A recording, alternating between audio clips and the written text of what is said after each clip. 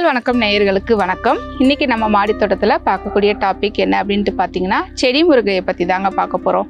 மாடி தோட்டத்தில் முருங்கை வளர்க்க முடியுமா அப்படின்ட்டு நினைப்பீங்க. தாராளமாக மாடி தோட்டத்தில் முருங்கையும் வளர்க்க முடியுங்க. அதை நம்ம எப்படி சூஸ் பண்ணணும் அப்படின்ட்டு பார்த்தீங்கன்னா, மாடி தோட்டத்தில் வளர்க்குறதுக்கு ரொம்ப பெஸ்ட்டு எதுன்ட்டு பார்த்தீங்கன்னா செடி முருங்கை. செடி முருங்கை தான் நமக்கு சீக்கிரமாகவே காய்கள் கொடுக்கும். அது நம்ம விதை போட்டு வளர்க்கணும். முருங்கை விதைகள் நிறைய இடத்துல கிடைக்குது. நீங்கள் பார்த்து வாங்கிக்கலாம். விதை மூலமாக தான் அது வளர்க்க முடியும். அது வளர்க்குறதுக்கு நம்ம பாட்டு முதல்ல தேர்ந்தெடுக்கணும். ஏன்னா அது கொஞ்சம் மரம் மாதிரியும் போகும். நம்ம அது மரமாக போக விடாமல் அதை கட் பண்ணி வளர்த்துக்கணும்.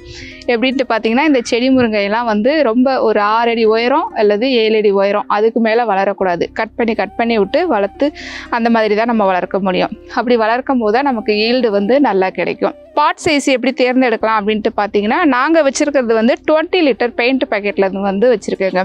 அது வச்சு கிட்டத்தட்ட ஒரு 4 வருஷம் ஆகுது. அது இப்போ என்ன ஆயிடுச்சு அப்படின்ட்டு பார்த்தீங்கன்னா, அந்த வேர்கள் ஃபுல்லாக அந்த பாட்டு ஃபுல்லாக ஆயிடுச்சு. அதில் இப்போ எந்த உரமெல்லாம் கொடுக்க முடியல, கொஞ்சம் கஷ்டமாக இருக்குது. அதனால் பாட்டு ஒரு 18x18 க்ரோ பேக் எடுத்துக்கலாம். அப்படி இல்லைன்னா 22x22 க்ரோ பேக் சைஸ் எடுத்துக்கலாம். பேரல் கூட பயன்படுத்தலாம். பேரல்லாம் பார்த்தீங்கன்னா, இந்த பழைய பொருட்கள் விற்கிறாங்க பாருங்கள், காயிலாங்கடை, அங்கே உங்களுக்கு அந்த மாதிரி பேரல்லாம் நிறைய கிடைக்கும். 15 லிட்டர் பேரல் இந்த மாதிரிலாம் கிடைக்கும். அதில் நீங்கள் வளர்க்கலாம். செடி முருங்கை வளர்க்குறதுக்கு மண்கலவை அப்படின்ட்டு பார்த்தீங்கன்னா, நம்ம மாடி தோட்டத்தில் எப்பொழுதும் போல் ஒரு பங்கு செம்மண் எடுத்துக்குங்க, ஒரு பங்கு காயற்பித்து, ஒரு பங்கு மாட்டு எரு எடுத்துக்குங்க. இந்த மாதிரி பெரிய பெரிய மரச்செடிகள் இந்த மாதிரிலாம் வளர்க்கும் போது பார்த்தீங்கன்னா, மாட்டு எரு கலந்துக்கிட்டீங்க அப்படின்னா அது சத்துக்களை நின்று கொடுக்கும். கொஞ்சம் கொஞ்சமாக கொடுத்துக்கிட்டே இருக்கும். அதனால் மாட்டு எரு கலந்துக்குங்க. மண்புழு உரம் மற்ற செடிகளுக்கு நம்ம கொடுக்கலாம். இப்போ கொஞ்ச நாட்கள் தான் நமக்கு ஈல்டு கொடுக்கும். இப்போ கத்திரிக்காய், தக்காளி இதெல்லாம் பார்த்தீங்கன்னா ஒரு வருஷத்தில் ஈல்டு கொடுத்து முடிஞ்சிடும். அந்த மாதிரி செடிகளுக்கு மண்புழு உரம் நம்ம பயன்படுத்திக்கலாம். அது டக்குன்னு சத்துக்களை கொடுத்து முடிஞ்சிடும். மாட்டு எருலாம் அப்படி கிடையாது, கொஞ்சம் கொஞ்சமாக கொடுக்கும். அதனால நீங்கள் மண்கலவையில் மாட்டு எரு கலந்துக்குங்க. அப்புறம் உயிர் உரங்கள் கலந்துக்குங்க. வேப்ப முன்னாக்கு கலந்துக்குங்க. வேர்ப்புழு எதுவும் தாக்காமல் இருக்கும். வேப்ப முன்னாக்கு கலந்து மண்கலவை தயார் பண்ணி ஒரு 3 வாரம் வச்சுருங்க. ஏன்னா நம்ம மாட்டு எரு கலக்கும் போது பார்த்திங்கன்னா, நம்ம மக்காத மாட்டு எருவை போட்டுட்டோம் அப்படின்னா செடிகள் வளரும் போதே பார்த்திங்கன்னா ஏதாவது நோய் வரும். நம்ம விதை போட்டு அது முளைச்சி வளரும் போதே ஏதாவது நோய் வரும். இலைகள் மஞ்சளாக இருக்கும். அதனால் பார்த்திங்கன்னா மண்ணை ஒரு 2லேருந்து 3 வாரம் வச்சுருங்க.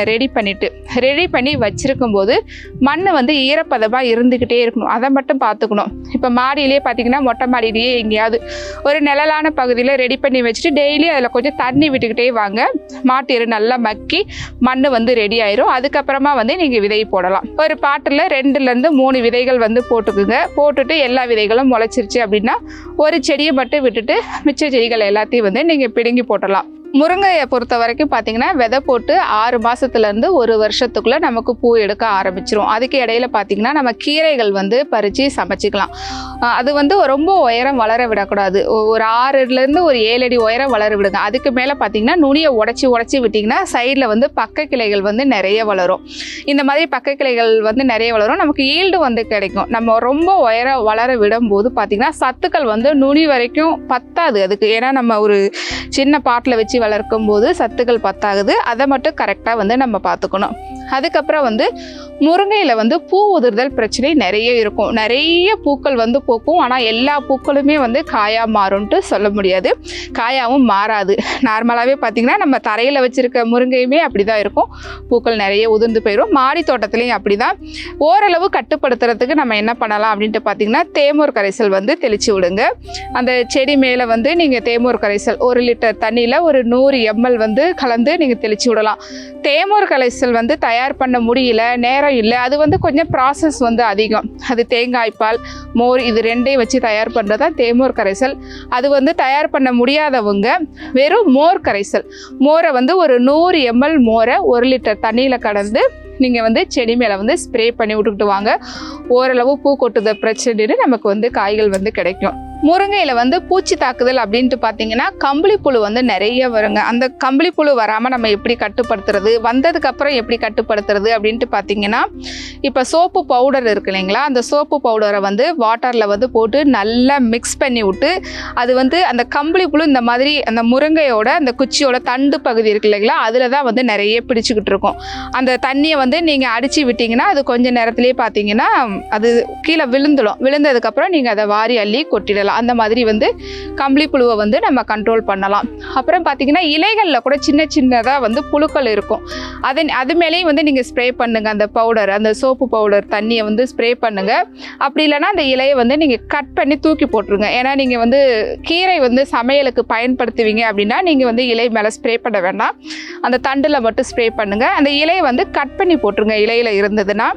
அதுக்கப்புறம் வந்து உர மேலாண்மை அப்படின்ட்டு பார்க்கும்போது நம்ம மாட்டு எருவே மேலுரம் வந்து கொடுக்கலாம்.